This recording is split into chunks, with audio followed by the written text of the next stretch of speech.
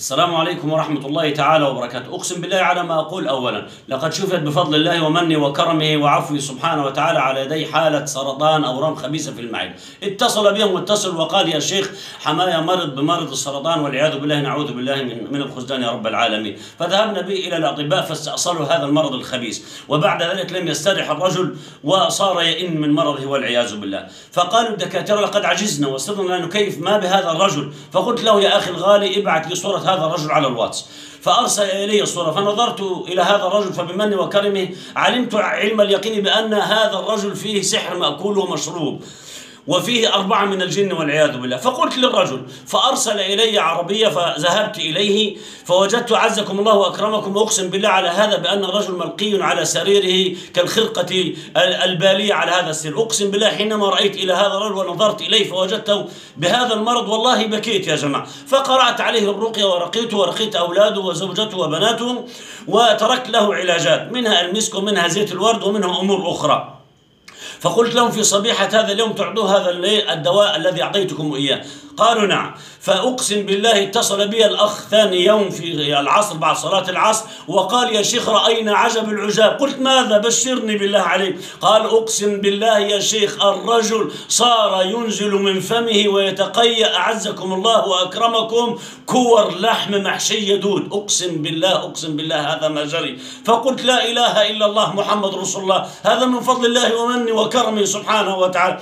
قل داوم مع رجل ودعه يأكل، سبحان الله يا شيخ كل، فلم يستطع أن يأكل. فإذا في اليوم الثاني أو الثالث يتصل بي الأخ بعد صلاة الفجر يقول يا شيخ أبشر. قلت خيرا بشرك الله بالخير، لازلت مبشر بالخير. قال قام الرجل في صلاة الفجر فصلى صلاة الفجر وقال للزوجة أريد أن أكل الآن، فأكل في يومي وفي توي هذا، وكان هذا من فضل الله ومنه وكرمه. هذه حالة. الحالة الثانية فهذه كانت أخت زوجتي، كانوا يذهبون بها إلى الأطباء أكثر من 3 مرات مخ وأعصاب، فشككت في الأمر، فوالله الذي لا إله غيره كشفت دون أن يعلموا. فاتصلت بهم قلت يا أخي ماذا فعلت زوجك؟ قال والله يا شيخ هي مريضة.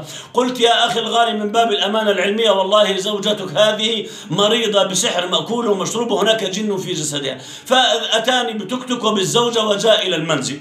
جاء إلى المنزل وأقسم بالله رأيت الزوجة هكذا تدخل هكذا مغمضة العينين ومنتفخة الوجه والعياذ بالله. فصرت أقرأ عليها الرقية ما يقرب من 7 دقائق بفضل الله ومنه وكرمه، وشربت من ماء الرقية وأعطيتهم زجاجة فيها ماء وبعض الوصفات. فهم قلت له شرط أساسي ألا تأخذ دواء، عندهم علاجات من 3 أطباء، لا تأخذ أي دواء. قالوا يا شيخ لا تنام إلا بالعلاجات. قلت لا جربوا هذه الليلة. فاتصل بي في منتصف الطريق قلت ماذا جري؟ قالوا يا شيخ صارت تتقيأ في التوك توك. قلت أحمد الله اشكر الله على ذلك.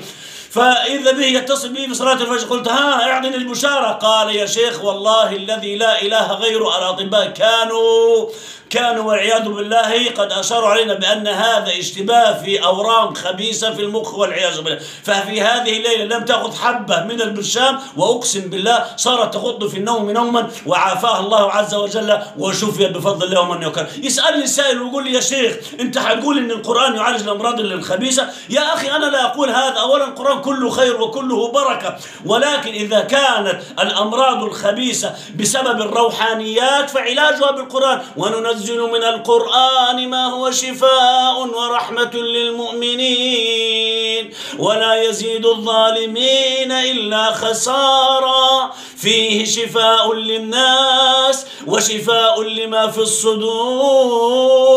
القرآن أخذه بركة وتركه حسرة.